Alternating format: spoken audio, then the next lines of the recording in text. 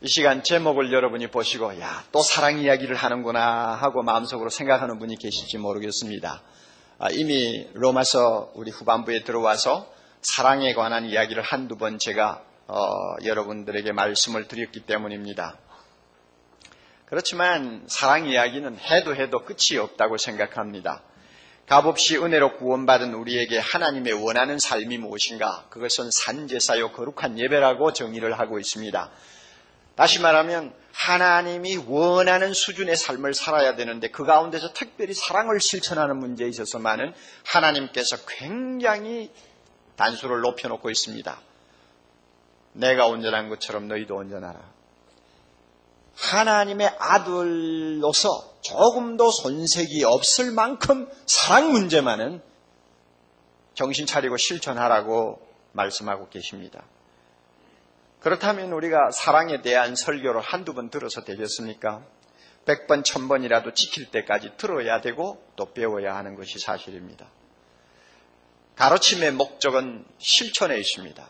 마찬가지로 설교의 목적도 말씀대로 살도록 하는 데 있습니다. 만약에 매일 듣고 잊어버리는 것으로 끝나는 반복의 하나의 행사라고 한다면 설교는 설교가 아니요 허공을 치는 것이 될 것입니다. 제가 가만히 생각해 보니까 1년에 주일낮에만 한 52개 주제의 설교를 우리가 듣습니다. 그리고 수요일 합하면 100번이 넘지요.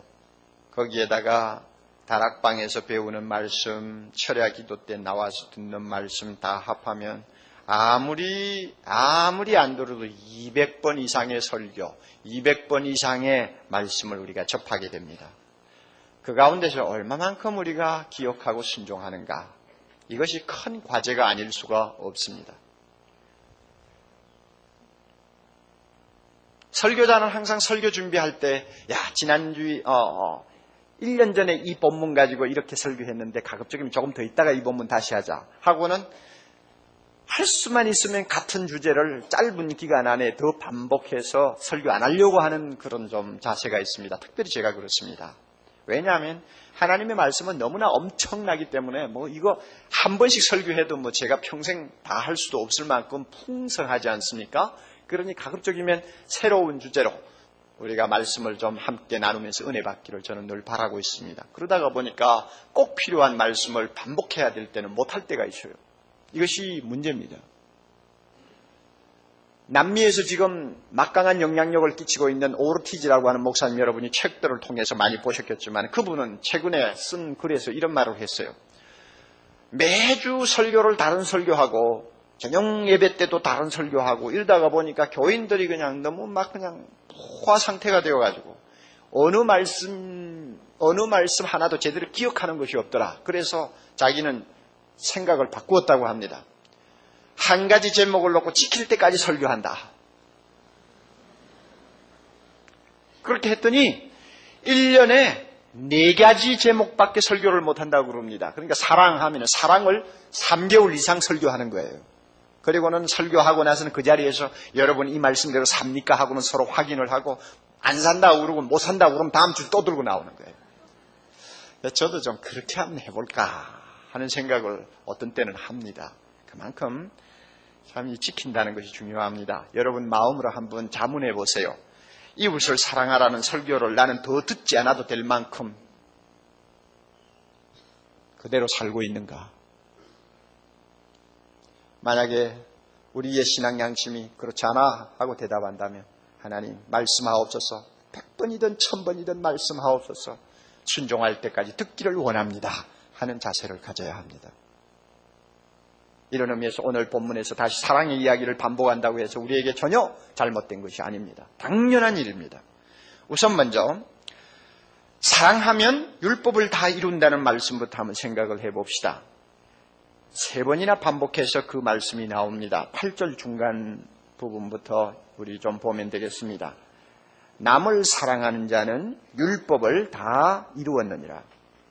남을 사랑하는 자는 율법을 다 이루었다. 그 다음에 9절에도 같은 말씀이 반복됩니다. 중간에서 내 이웃을 내 자신과 같이 사랑하라 하신 그 말씀 가운데 모든 율법이 다 들었느니라 그랬죠. 그리고 10절 끝에 가서도 그러므로 다 같이 사랑은 율법의 완성이니라. 표현이 다를 뿐이지 내용은 전부 똑같은 의미를 갖고 있습니다. 사랑만 하면 하나님이 우리에게 주신 율법은 전부 다 지키는 것이요. 사랑만 하면 우리는 하나님의 율법을 완전히 이행하는 사람이라는 뜻입니다. 율법은 하나님이 자기 자녀된 우리에게 거룩하게 살라고 주신 규범이요 법입니다.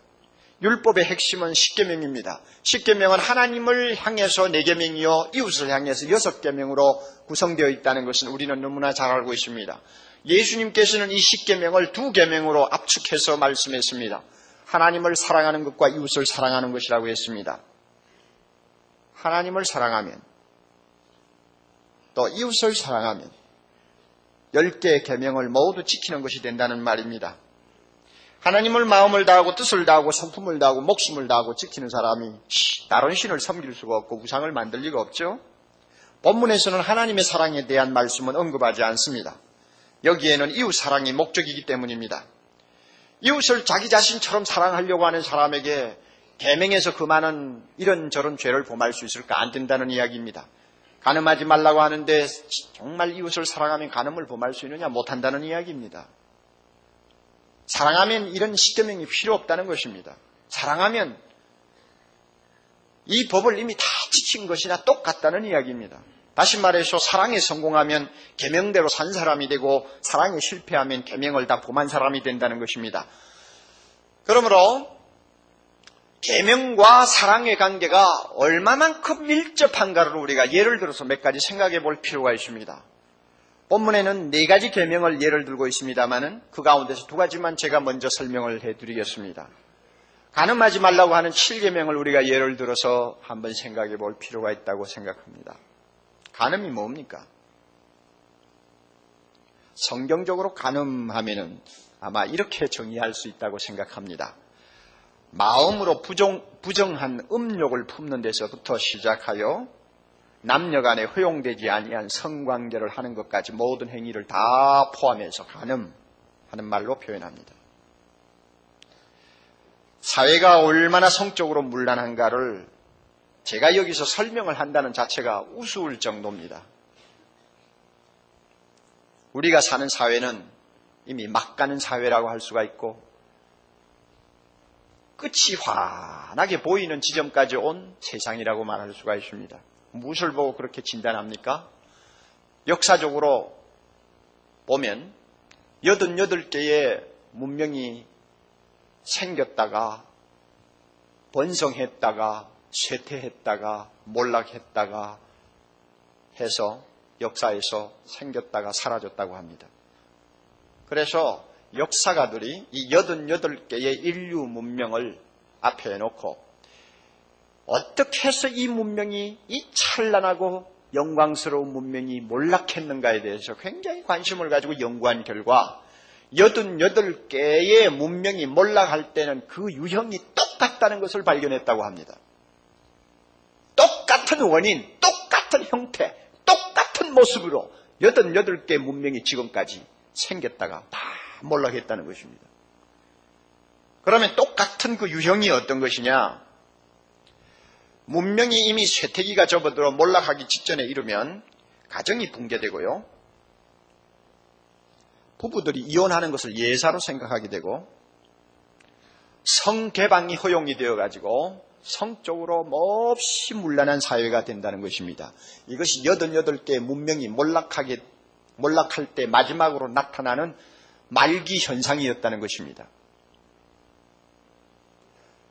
우리가 살고 있는 현대 문명, 이 문명이 지금 어떤 시점에 도달해 있느냐 하고 묻는다면 과거에 몰락한 88개 문명에 비교를 해보면 빤해요. 우리도 똑같은 길을 지금 가고 있으니까. 우리나라도 마찬가지입니다. 이만큼 우리는 문란한 사회에 살고 있습니다. 며칠 전 저는 부산을 갈 일이 있어서 공항에 가서 비행기를 타게 되었습니다. 공항에 있는 화장실에 들어갔습니다. 저는 화장실에 들어가면 두리번 잘 살피는 좀 약간 이상한 버릇이 있습니다. 이 국내 화장실이든 외국의 화장실이든 들어가서 좀 두리번 살펴요. 무슨 낙서를 했나, 깨끗하나, 변기는 어떤 거 쓰나, 화장기는 뭐냐 하고 잘 살펴요. 왜냐하면 화장실이라는 것은 그 나라 문명의 거울이라고 할 수 있기 때문입니다. 저 앞에 스티커가 하나 딱 붙어 있는데 정식으로 공항에서 갖다 붙인 스티커예요. 거기에 이런 말이 적혀 있었어요. 에이즈를 예방하기 위해 무엇을 사용합시다. 제가 그걸 보고 깜짝 놀랐습니다. 야, 우리나라가 여기까지 왔구나. 왜 그런가 하면 에이즈라는 병에 걸리지 않을 수만 있다면, 어떤 도구를 사용해서 에이즈에 걸리지만 않는다면 무슨 짓을 해도 좋다고 하는 간접적인 시사가 그 스티커 안에 들어있기 때문입니다. 우리는 바로 무서운 사회에 살고 있습니다. 각자 안에 있는 성적 충동은 하나님이 주신 것이지만 화약과 같다고 할 수 있습니다. 잘 쓰면 유용하지만 잘못 쓰면 대단히 위험합니다.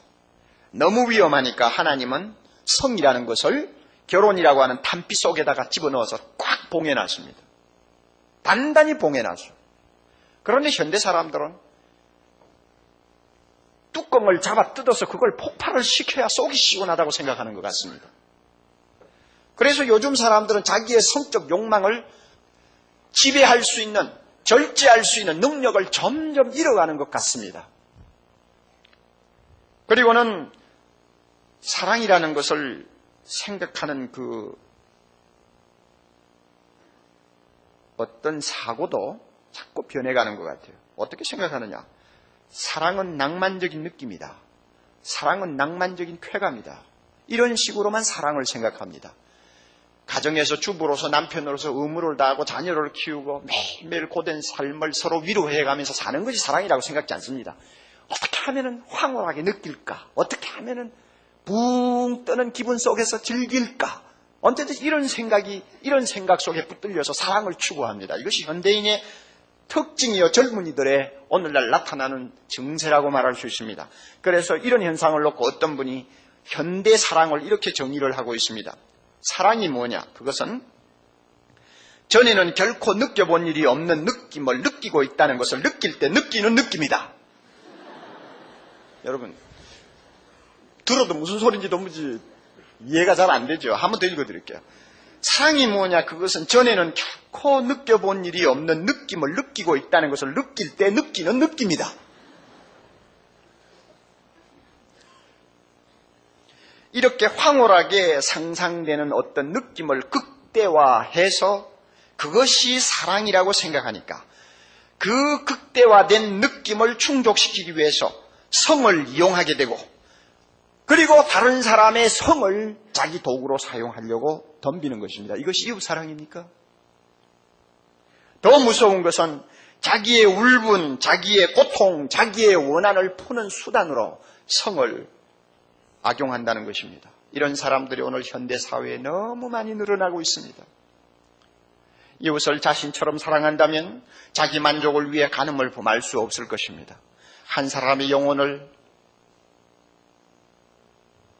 죄짓게 만들고 한 사람의 인격을 짓밟고 그에게 속한 가족들의 가슴을 아프게 하는 성적 범죄를 이웃을 사랑한다면 하기 어려울 것입니다. 아무리 두 사람이 합의해서 어떤 범죄를 저지른다 할지라도 그것은 서로를 이용하는 것이지, 서로의 인격을 짓밟는 것이지, 사랑한다면 할 수 없는 것이 성적 범죄입니다. 그러므로 정말로 내가 이웃을 내 자신처럼 사랑하느냐?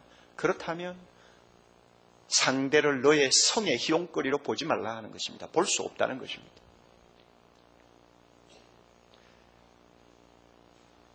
여기에 앉아 예배드리는 우리 젊은이들, 이 사실을 마음에 잘 기억하고 여러분들이 오늘 현실 사회를 살아나가야 할 것입니다.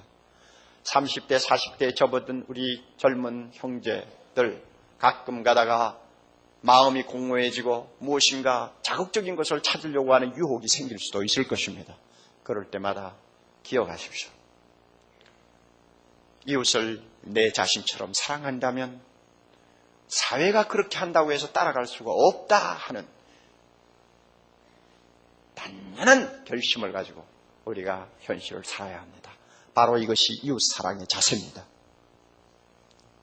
살인하지 말라고 하는 계명을 한번 생각해 봅시다. 살인이 이웃 사랑과 무슨 관계가 있습니까? 살인은 인간의 가장 귀중한 재산이라고 할 수 있는 생명을 앗아가는 행위입니다. 다시 돌려받을 수 없는 손해를 입히는 것입니다. 하나님의 형상을 파손하는 행위입니다. 주님의 해석에 의하면 살인은 마음으로 미워하는 데서부터 시작해서 생명을 해하려는 음모라든지 그리고 죽이는 행위까지 다 포함된다고 말씀합니다.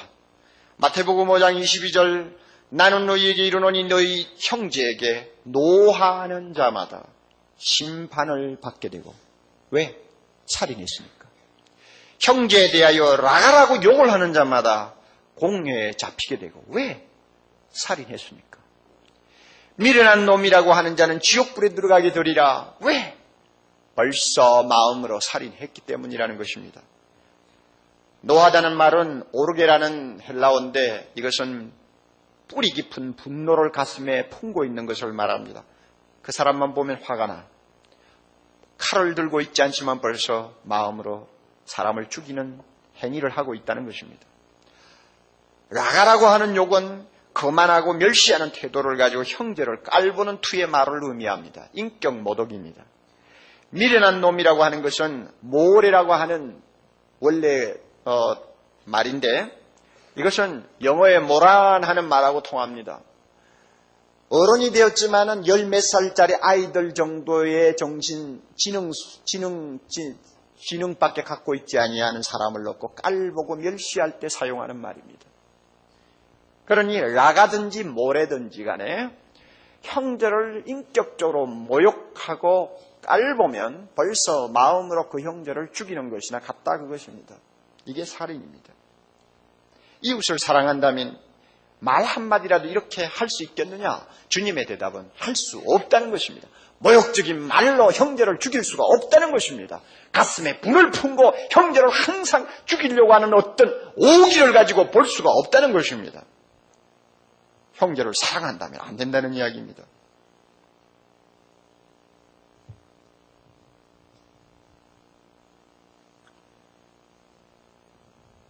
우리는 마음으로 형제에게 무슨 생각을 하고 감정을 가지느냐 가지고 내가 뭐 살인죄를 범했다 하고까지 생각을 안 합니다. 현대 사람은 더욱이 그렇지 않습니다. 그렇지만 우리 자신이 다시 한번 말씀 앞에서 우리 자신을 돌아보아야 합니다. 마음의 분노, 모욕, 저주가 항상 가슴에 도사리고 있으면 언젠가는 행동으로 끔찍한 일을 저지를 수 있는 가능성을 갖고 있다는 것 우리가 인정해야 합니다. 며칠 전 우리 모두가 신문을 통해서 보면서 참 가슴 아파한 사건이 하나 있었지 않습니까? 구리시에서 17살 난 배모군이 밤중에 길에서 친구들하고 너무 시끄럽게 구니까 그 동네에 사는 점잖은 주민이 나와서 왜 그렇게 떠드느냐고 조용히 하라고 충고했지 않습니까? 그 충고가 무엇이 잘못입니까? 칼을 빼들고 그 충고하는 50대 남자를 무참하게 난자해서 죽였습니다. 경찰에 끌려간 배모군 대답이 또 너무 충격적입니다. 애인을 만나기로 했는데 애인이 나타나지 않아서 두루두루 찾다가 못 찾아 홧김에 그랬다고 그랬어요. 오늘 우리는 이런 무섭고 무지무지하게 악독한 세상에 살고 있습니다.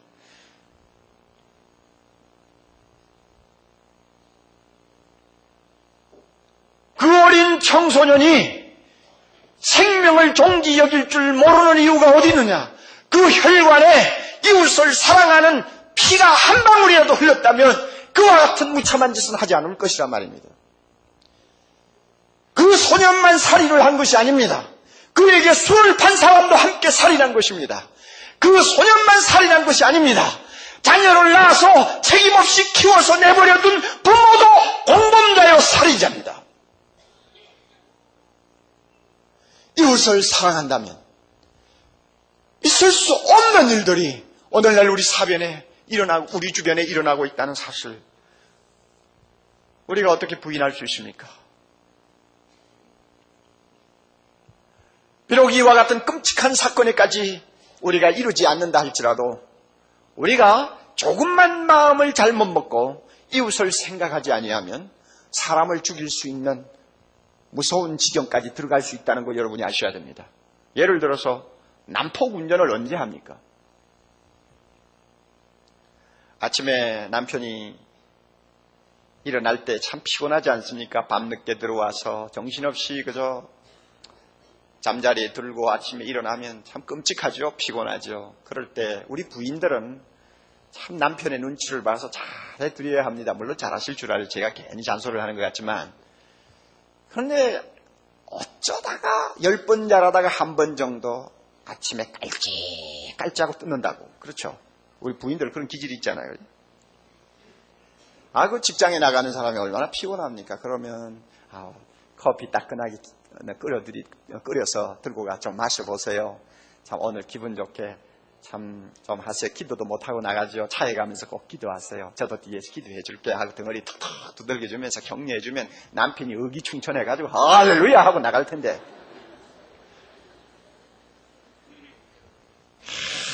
요래가지고 깔짝깔짝 말 한마디 가지고 기분을 상하게 하고 이래서는 화가 잔뜩 나도록 만들고 그래서 내보냅니다. 그것으로 쾌감을 느낍니다. 또 스트레스 푼다고요. 그럼 남편 여러분 차 몰고 나가면서 기분이 어떻습니까? 얼마나 기분이 안 좋아요. 회사 일이 또 잘 돌아가면 기분이 좋겠지만 요사이 어디 회사 잘 돌아가는 회사가 어디 있어요? 그러니 만가지 그냥 복잡한 생각이 기분을 아주 저기압으로 만들어 놓습니다. 차를 운전을 제대로 안 하죠. 난폭하게 할 수밖에 없습니다. 게다가 차가 자꾸 체증이 걸리고 막히면은 괴롭죠. 그럼 막 하는 거예요. 그러다가 사람도 다치고 그러다가 사람도 치여서 죽이는 본의 아닌 살인자가 되어버리는 것입니다. 그렇잖아요.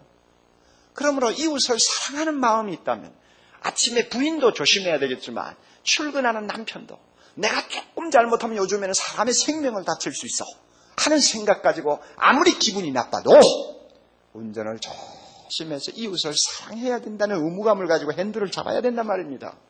오늘 우리가 이런 세상에 살고 있어요. 술 먹고 운전대에 앉습니까? 그는 살인자가 된 것입니다. 책임 없이 자연을 함부로 훼손합니까? 다른 사람을 죽이는 간접적인 살인자입니다. 그러므로 이웃을 사랑한다면 빈 깡통 하나라도 함부로 던지지 못한다는 이야기입니다. 이웃을 진정 사랑한다면. 그래서 주님께서는 이런 말씀을 주시는 것입니다. 비인간화의 것의 물결에 밀려 사는 오늘 우리는 사람 대우를 받지 못하는 현실을 눈앞에 두고 있습니다. 한두 사람이 죽는 것은 이야기거리가 되지 않습니다. 생명에 대한 경외감이 사라지고 있습니다. 생명의 존엄성에 대해서 관심이 점점 넓어지고 있습니다. 우리는 이미 생명에 대한 불감증에 걸려 있습니다. 이웃을 쌀쌀한 눈초리로, 잔인한 눈초리로 쳐다볼 수는 있어도 사랑해야지 하는 마음을 가지고 이웃을 보지 못합니다. 벌써 우리는 사람을 죽이는 일을 몇백 번이라도 마음으로 하면서 살고 있는 사람들입니다. 그러므로 정말 이웃을 사랑하는 이 마음을 우리가 회복하지 못하면 우리는 하나님 앞에 죄 없다는 말을 들을 수가 없다는 것 알아야 하겠습니다. 이렇게 두 가지 예를 제가 여러분에게 말씀드렸습니다. 참 이웃을 사랑한다면 계명을 지키게 되고 계명을 지키려고 하는 사람은 이웃을 사랑할 수밖에 없다는 것을 제가 두 가지 예를 들어서 말씀드렸습니다. 그러면 오늘 본문에서 진짜 중요한 말씀이 이제 나옵니다. 사랑한다는 것은 우리가 평생 갚지 못할 빚과 같다는 것입니다. 사랑이 뭐냐? 평생 갚지 못할 빚이라는 내용입니다. 우리 8절 앞부분 한번 읽어봅시다. 피차 사랑의 빚 외에는 아무에게든지 아무 빚도 지지 말라. 다시 한번. 피차 사랑의 빚 외에는 아무에게든지 아무 빚도 지지 말라. 무슨 뜻인지 이미 우리가 잘 알고 있습니다. 사랑의 빚이 우리에게 있다는 것을 교훈하시기 위해서 부수적으로 빚을 지지 말라고 하는 명령을 같이 곁들이고 있습니다. 이것은 부수적인 내용입니다. 그러나 빚지는 것은 좋지 않고 빚을 졌으면 반드시 갚으라는 명령이 이 말씀 안에 들어있다는 것도 우리가 인정해야 합니다. 돈을 빌려서는 안 된다는 말이 아닙니다. 이것은 성경적으로 돈을 빌리는 것은 성경적으로 허용이 되어 있습니다. 그러나 빌리면 갚으라는 교훈이 지금 바로 이 본문의 말씀입니다. 이왕 났으니 빚에 대해서 한마디 합시다. 요즘 너무 경제 사정이 좋지 않으니까 부도가 하루에 몇십 건씩 난다고 합니다. 조그마한 회사, 큰 회사 우리가 경영하기 위해서 참 피땀을 흘리면서 노력을 합니다. 그 회사 잘 되라고 그저 있는 돈 갖다 주고 없는 돈 끌어다가 다 그 회사를 위해서 빌려준 사람들도 많이 있습니다. 형제도 빌려주고 친척도 빌려주고 친구도 빌려주고 다 빌려줍니다. 돈을 가지고 경영하는 사람은 정말 잠을 자지 못하면서 경영을 합니다만 본의 아니게 부도가 나버립니다.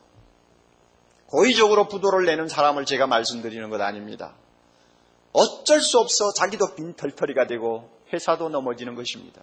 자, 이럴 때에 참 우리는 어려운 상황에 봉착합니다.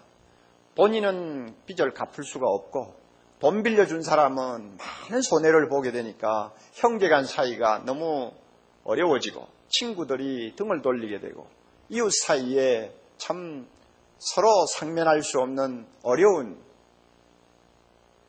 관계가 생기는 것을 우리는 봅니다. 하나님께서 우리나라 경제를 빨리 회복시켜 주셔서 이렇게 어려움에 빠져있는 형제자매들이 하루빨리 빚이라고 하는 그 무서운 채무의식에서 자유케 하시는 날이 오기를 바랍니다. 그러나 일반적으로 사소한 빚들에 대해서 제가 한마디 말씀드리죠. 제가 들으니까 교회 안에서도 돈을 빌려간다, 물건을 빌려간다, 책을 빌려간다, 빌려가고 나서는 강감 소식이 참 많다고 그래요. 교회 안에서도. 근데 제가 그런 말을 들을 때 영국 속담이 생각이 납니다. 꾸어갈 때는 천사요, 갚을 때는 악마라. 영국 속담입니다. 가만히 그런 것 같아요. 요즘 세태가 그런 것 같습니다. 86년에 우리나라에 있었던 일입니다. 우리 모두 다 잊어버렸던 이야기입니다만은 사실이니까 한번 제가 소개를 합니다. 부산의 하모 여인이 경찰에 구속이 되었습니다. 왜 구속이 되느냐 하면 이 사람이, 이 여자가 자기 아는 친구에게 가서 385만 원을 돈을 꾸어왔어요. 돈을 꾸어왔으면 언제 갚겠다 하는 말과 함께 꾸었을 것 아닙니까? 그렇다면 갚아야 되고 못 갚으면 말로 천냥빚을 갚는다고 가서 참 말이라도 해야 될 거 아니에요. 그런데 요즘 사람들은 안 그러는 것 같아요. 빌려준 사람이 아무리 앉아 기다려도 날짜가 넘었는데도 안 갚으니까 기다리다 못해 찾아가서 빚 좀 갚으라고, 있는 대로라도 갚으라고 요청을 했어요. 그랬더니 이 하모 여인이 벌벌 뛰면서 내가 너에게 무슨 빚을 졌다고 그러냐, 증거를 보여라, 무슨 빚을 졌냐 하고는 이제 대들었습니다. 아마 기간이 꽤 오래 지났던 것 같아요. 하도 어이가 없으니까 만일의 경우를 대비해서 가지고 갔던 차용증서를 내가지고 당신 그때 빌려갈 때 여기 차용증서 쓰고 사인했지 않느냐 보라고 내놓고 이야기했습니다. 그랬더니 이 하모 여인이 냉큼 그 차용증서를 빼앗아가지고는 갈기갈기 찢어서 입에다 넣고는 꿀떡 삼켜버렸습니다. 그래 놓고는 무슨 증거가 있느냐고 대드는 것입니다. 그래서 구속이 됐어요. 자, 이런 사건을 우리가 극단적인 사건입니다만은 보면 요즘 세태가 정말로 꾸어갈 때는 천사지만은 갚을 때는 악마가 된다는 거. 그런데 갚으면서 악마가 되면 그것도 괜찮죠. 안 갚으면서 끝까지 악마가 되는 것 참 오늘 이 세태입니다. 우리 그리스도인들은 이런 면에서 말씀대로 살아야 합니다. 사랑해야 되는 빚 외에는 빚지지 말라. 빌려준 사람이 잘 산다는 것이 안 갚는 이유가 될 수가 없습니다.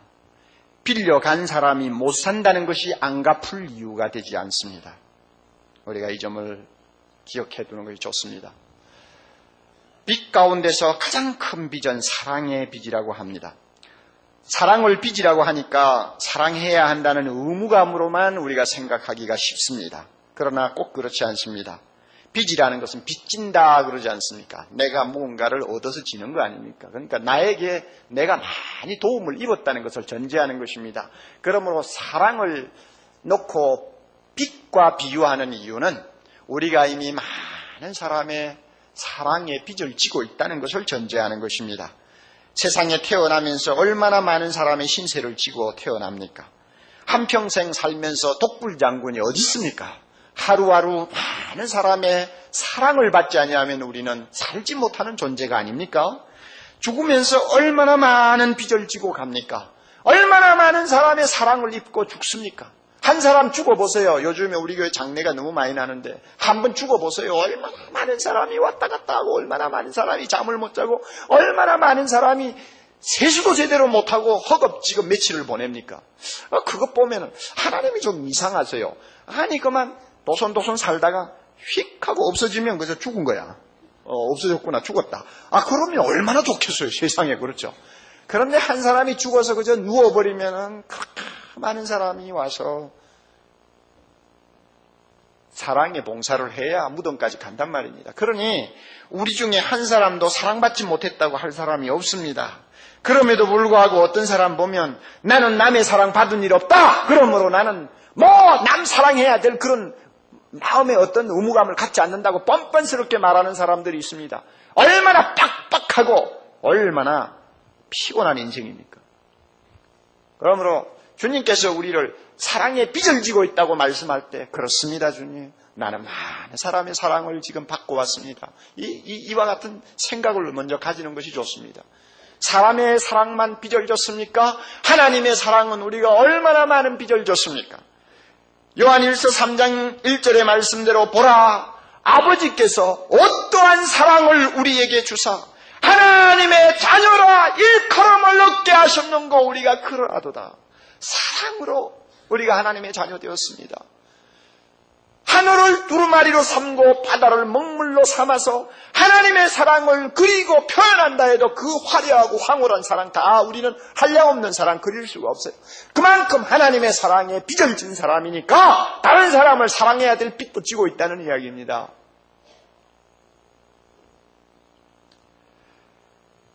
저는 빚을 져본 일이 별로 없어서 이 빚진 사람의 심정을 아주 실감나게 느끼지는 못합니다. 과거에 조금 빌리고 그러기는 했습니다만은 그거 세 발의 피지요. 진짜 큰 빚을 지고 사는 사람이 밤낮 없이 그 빚 걱정하는 거 보면요, 참 그 괴롭겠다, 보통 괴롭겠다 하는 생각이 안 듭니다. 빚을 많이 진 사람의 이야기를 들으면 그러대요. 눈만 뜨면 갚아야 할 텐데 언제 갚지? 눈만 뜨면 그 생각. 눈만 감으면 빚쟁이한테 쫓겨다니는 꿈.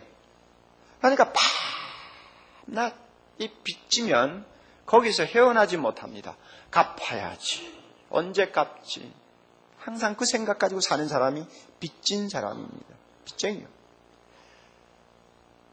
그러면 우리가 사랑의 빚을 졌다고 할 때 우리는 어떤 생각을 가지고 밤낮을 살아야 합니까? 눈만 뜨면 무슨 생각해야 합니까? 사랑해야지.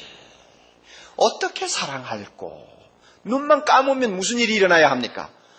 내가 사랑하지 못한 사람들의 얼굴이 그냥 눈앞에 막 수십 개, 수천 개가 그냥 나타나야 됩니다. 그래서 밤낮 없이 빚진 사람처럼 사랑해야지 하는 마음을 가져야 된다는 말입니다. 서로 어떤 사람이 나에게 섭섭한 일을 해도 내가 사랑을 덜해서 그렇구나. 내가 더 사랑해야 되는데 사랑했더라면 저렇게 안 할 텐데 늘 빚진 사람 심정으로 이웃을 보라는 말입니다. 이게 사랑의 빚입니다. 하나님이 명하시는 사랑은 아가페입니다. 이것은 감정이 아니라 의지의 사랑이라는 말입니다. 우리의 이웃은 가까이 있는 가족들이지만 동시에 주변에 사는 모든 사람들을 이야기합니다. 매일 만나고 헤어지는 사람들입니다. 그들은 나와 대개가 특별한 관련이 없는 사람일 수 있습니다. 기껏해야 서로를 필요로 할 때 만나는 정도입니다.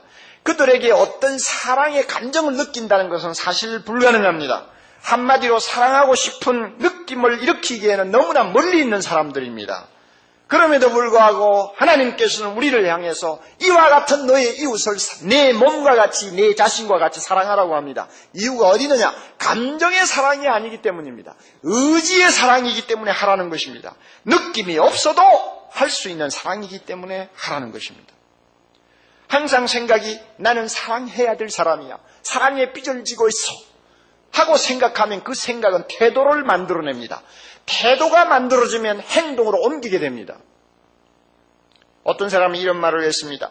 사랑이란 돌과 같이 한 곳에 가만히 있는 것이 아니다. 빵과 같이 항상 만들고 또 만들며 새로이 만들어야 하는 것이다 했습니다. 옳은 말입니다. 우리의 생각을 사랑해야지 하는 생각으로 반죽을 하고 그것을 자꾸 매일 만들어서 태도를 만들고 그 태도가 행동이라는 빵을 새롭게 구워낼 수 있도록 해야 된다는 것입니다. 그 다음에 좋은 감정이라는 것이 따라오는 것입니다. 칸트가 정확한 말을 한마디 한 거 있습니다. 너는 할 수 있다. 왜? 꼭 해야 되니까. 너는 할 수 있다. 왜? 꼭 해야 되니까. 그렇지 않습니까? 우리가 생명 걸고 꼭 해야 되겠다고 하는 것은 해냅니다. 천하가 무너져도 해야 되겠다고 결심하고 달려드는 일은 해냅니다. 이웃을 너희 자신처럼 사랑하라. 이것은 천하가 무너져도 하나님의 자녀라면 실천해야 될 일입니다. 꼭 해야 돼. 이거 내가 실천 안 하면 하나님의 계명을 어기는 사람이 되는 거야. 이거 실천 안 하면 나는 하나님의 자녀답지 못한 거야. 그러므로 어떤 희생을 치르더라도 나는 이웃을 사랑해야 돼. 내가 진 빚이야. 꼭 사랑해야 돼. 하고 결심하면 그 결심이 사랑하는 태도와 행동을 낳습니다. 반드시 사랑하게 됩니다. 여기에는 감정이라는 것은 문제가 안 됩니다. 하겠다는 의지입니다. 해야 된다고 하는 의지입니다. 이것이 빚진 자의 태도입니다. 빚은 갚아야 된다고 하는 것이 그 사람의 생을 결단하는 결심이라고 한다면 평생을 두고 얼마를 갚아도 반드시 갚습니다. 마찬가지로 나는 사랑할 수 있다. 왜? 꼭 사랑해야 되니까. 그렇게만 결심한다면 우리는 사랑하게 됩니다. 임용희 선생님이 계십니다. 그분의 글을 제가 보았습니다. 그분은 해성병원 원장이고 연대 외래 교수인데 1979년 그가 일본에서 4년 동안 의학 공부를 하고 나서 돌아와가지고 막 1년도 안 됐을 때입니다. 해성병원에서 그저 월급 받는 의사로서 근무하던 때였습니다. 무더운 여름 어느 날 퇴근 시간 한 30분을 남겨놓고 따분해가지고는 병원 복도에 나와 의자에 걸터 앉아서 따끈한 커피를 마시고 있었습니다. 그때 난데없이 한 70살 정도 되어 보이는 남루한 옷을 입은 노파 한 사람이 30대 초반에 여자를 들쳐업고는 허겁지겁 병원문을 들어서는 것이었습니다. 수납계 간호원이 그를 보고 무슨 환자죠? 하고 소리를 질렀습니다. 그 할머니가 폐병 말기 환자인데 제 딸입니다. 하고는 이야기를 하는 소리가 들렸습니다. 그 노파는 딸을 의자에 앉히고는 수납계 문 안으로 고개를 들이밀면서 뭐라고 말을 했습니다. 그러자 꽃이어 간호원의 말소리가 들렸습니다. 할머니, 주민등록증이 없으면 환자를 받아들일 수가 없어요. 그 이야기를 듣는 순간 이 의사는 야, 오늘도 이거 곤란한 일이 또 하나 생기겠구나 하고 그것을 피하기 위해서 얼른 일어났다고 합니다. 자기 사무실로 문을 열고 막 들어가려고 하는데 그 할머니가 그저 달려오더니 다짜고짜로 의사의 가운을 잡고 늘어지면서 이런 말을 합니다. 선생님, 저희는 난지도 주민들입니다. 아무것도 없어요. 그러나 내 딸이 죽어가요. 좀 살려주세요. 의사는 맹령한 눈초리로 쳐다보면서 할머니 안 돼요. 주민등록증이 없으면 안 돼요. 돌아가세요. 하고 뿌리치고 문을 닫으려고 할 때 그 마음속에 할머니 얼굴과 예수님의 얼굴이 포개지면서 내 이웃을 내 자신과 같이 사랑하라 하는 마음의 음성이 들렸다고 합니다. 거기에 그는 거꾸러졌어요. 그리고는 그 환자를 봐주었어요. 그것이 계기가 되어 지난 10년 동안 그 의사는 해성병원 원장을 하시면서 난지도에 가서 환자들을 위해서 일해왔습니다. 지금은 방글라데시에 가서 또한 의료 선교 활동을 시간 날 때마다 하고 있습니다. 여러분, 병원에 온 그 할머니에게 그 환자에게 무슨 정이라는 것이 있습니까? 그러나 왜 이 의사가 사랑을 실천할 수 있습니까? 해야지. 이웃을 내 몸처럼 사랑하라고 했으니까 해야지. 그렇기 때문에 그는 실천할 수 있었던 것입니다. 오늘 우리에게 이와 같은 의지적인 결단이 꼭 있어야 합니다. 사랑에 빚진 심정을 다시 회복합시다. 내 탓이야! 내가 사랑하지 못한 탓이야! 하는 빚쟁이의 심정을 다시 회복하자는 말입니다. 꼭 갚아야 돼! 꼭 사랑해야 돼! 하는 빚진 자의 결심을 우리가 다시 회복해야 된다는 것입니다. 우리는 계명에서 사랑만 하면 자유할 수 있습니다. 사랑의 노예는 가장 큰 자유를 누리는 자유인이 됩니다. 사랑하는 사람은 승자입니다. 우리 본능으로 못합니다. 성령의 능력을 의지합시다. 성령이 이 시간 능력 주시기를 바랍니다. 사랑할 수 있게 해주시기를 바랍니다. 우리의 마음의 결심을 주시기를 바랍니다. 눈을 뜨나 눈을 감으나 이웃을 내 몸처럼 사랑해야 한다고 하는 다윗성 앞에 무릎을 꿇는 사람 되기를 바랍니다. 우리가 왜 대각성전도 집회를 앞에 놓고 있습니까? 이렇게 빙토와 같이 얼어붙은 사회에 잔인한 사람들의 마음을 녹이고 그들로 하여금 사람답게 살 수 있도록 하는 길, 이것은 이웃을 내 몸처럼 사랑하라는 말씀에 등불을 들고 그들을 찾아가는 길밖에 없고, 그들을 찾아서 그 등불로 하나님의 사랑 앞으로 인도하는 길밖에 없다는 것입니다. 그러므로 우리가 대각성 전도 집회를 계획하는 것입니다. 여러분, 아직도 미워하는 사람이 있습니까? 아직도 사랑하지 않는 사람이 있습니까? 먼저 사랑하려고 하는 결심을 가지기를 바랍니다.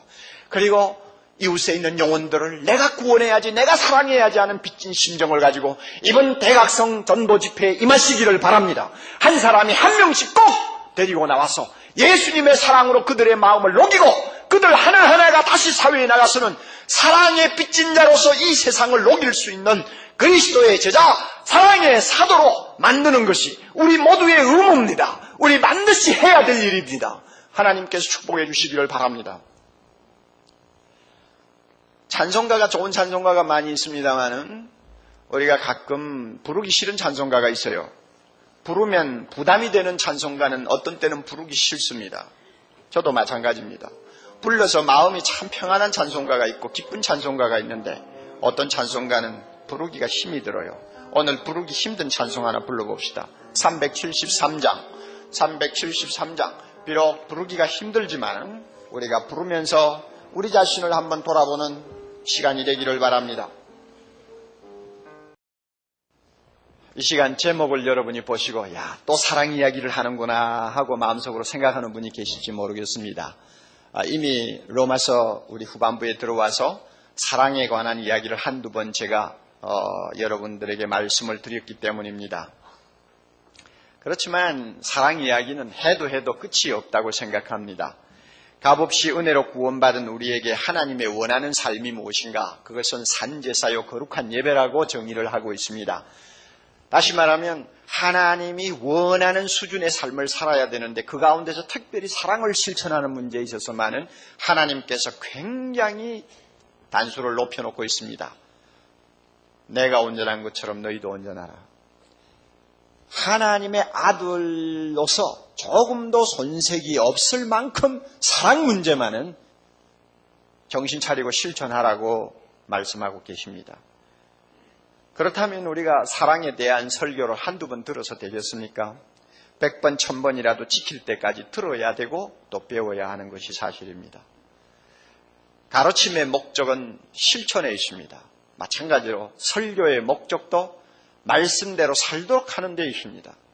만약에 매일 듣고 잊어버리는 것으로 끝나는 반복의 하나의 행사라고 한다면 설교는 설교가 아니요 허공을 치는 것이 될 것입니다. 제가 가만히 생각해 보니까 1년에 주일낮에만 한 52개 주제의 설교를 우리가 듣습니다. 그리고 수요일 합하면 100번이 넘지요. 거기에다가 다락방에서 배우는 말씀, 철야 기도 때 나와서 듣는 말씀 다 합하면 아무리 안 들어도 200번 이상의 설교, 200번 이상의 말씀을 우리가 접하게 됩니다. 그 가운데서 얼마만큼 우리가 기억하고 순종하는가, 이것이 큰 과제가 아닐 수가 없습니다. 설교자는 항상 설교 준비할 때 지난주 1년 전에 이 본문 가지고 이렇게 설교했는데 가급적이면 조금 더 있다가 이 본문 다시 하자 하고는 할 수만 있으면 같은 주제를 짧은 기간 안에 더 반복해서 설교 안 하려고 하는 그런 좀 자세가 있습니다. 특별히 제가 그렇습니다. 왜냐하면 하나님의 말씀은 너무나 엄청나기 때문에 이거 한 번씩 설교해도 제가 평생 다 할 수도 없을 만큼 풍성하지 않습니까? 그러니 가급적이면 새로운 주제로 우리가 말씀을 좀 함께 나누면서 은혜 받기를 저는 늘 바라고 있습니다. 그러다가 보니까 꼭 필요한 말씀을 반복해야 될 때는 못할 때가 있어요. 이것이 문제입니다. 남미에서 지금 막강한 영향력을 끼치고 있는 오르티즈라고 하는 목사님 여러분이 책들을 통해서 많이 보셨겠지만 그분은 최근에 쓴 글에서 이런 말을 했어요. 매주 설교를 다른 설교하고 저녁 예배 때도 다른 설교하고 이러다가 보니까 교인들이 그냥 너무 그냥 포화 상태가 되어가지고 어느 말씀 하나도 제대로 기억하는 것이 없더라. 그래서 자기는 생각을 바꾸었다고 합니다. 한 가지 제목을 놓고 지킬 때까지 설교한다. 그렇게 했더니 1년에 4가지 제목밖에 설교를 못한다고 그럽니다. 그러니까 사랑하면 사랑을 3개월 이상 설교하는 거예요. 그리고는 설교하고 나서는 그 자리에서 여러분 이 말씀대로 삽니까? 하고는 서로 확인을 하고 안 산다고 그러고 못 산다고 그러면 다음 주 또 들고 나오는 거예요. 저도 좀 그렇게 한번 해볼까 하는 생각을 어떤 때는 합니다. 그만큼 참 이 지킨다는 것이 중요합니다. 여러분 마음으로 한번 자문해 보세요. 이웃을 사랑하라는 설교를 나는 더 듣지 않아도 될 만큼 그대로 살고 있는가? 만약에 우리의 신앙 양심이 그렇지 않아 하고 대답한다면 하나님 말씀하옵소서, 100번이든 1000번이든 말씀하옵소서, 순종할 때까지 듣기를 원합니다 하는 자세를 가져야 합니다. 이런 의미에서 오늘 본문에서 다시 사랑의 이야기를 반복한다고 해서 우리에게 전혀 잘못된 것이 아닙니다. 당연한 일입니다. 우선 먼저 사랑하면 율법을 다 이룬다는 말씀부터 한번 생각을 해봅시다. 3번이나 반복해서 그 말씀이 나옵니다. 8절 중간 부분부터 우리 좀 보면 되겠습니다. 남을 사랑하는 자는 율법을 다 이루었느니라. 남을 사랑하는 자는 율법을 다 이루었다. 그 다음에 9절에도 같은 말씀이 반복됩니다. 중간에서 내 이웃을 내 자신과 같이 사랑하라 하신 그 말씀 가운데 모든 율법이 다 들었느니라 그랬죠. 그리고 10절 끝에 가서도 그러므로 다 같이 사랑은 율법의 완성이니라. 표현이 다를 뿐이지 내용은 전부 똑같은 의미를 갖고 있습니다. 사랑만 하면 하나님이 우리에게 주신 율법은 전부 다 지키는 것이요, 사랑만 하면 우리는 하나님의 율법을 완전히 이행하는 사람이라는 뜻입니다. 율법은 하나님이 자기 자녀된 우리에게 거룩하게 살라고 주신 규범이요 법입니다. 율법의 핵심은 십계명입니다. 십계명은 하나님을 향해서 4계명이요 이웃을 향해서 6계명으로 구성되어 있다는 것은 우리는 너무나 잘 알고 있습니다. 예수님께서는 이 십계명을 2계명으로 압축해서 말씀했습니다. 하나님을 사랑하는 것과 이웃을 사랑하는 것이라고 했습니다.